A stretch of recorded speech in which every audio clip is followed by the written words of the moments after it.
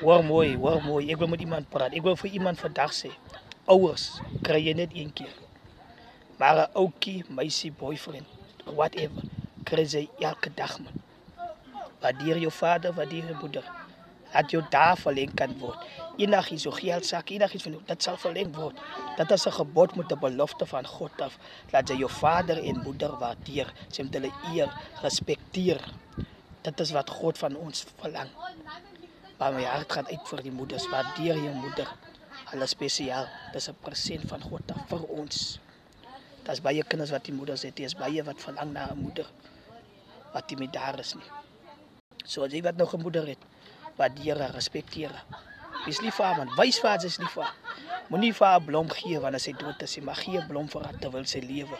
Laat sy dit kan ryk. Laat sy dit kan voel. Waardeer jou moeder, waardeer jou vader. Wees lief vir haar. Wees lief vir hulle.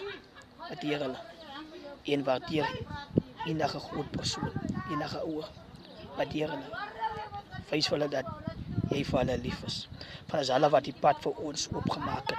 Dat ons vandag hier kan wees waar ons vandag staan. Respekteer mekaar, wees lief vir mekaar.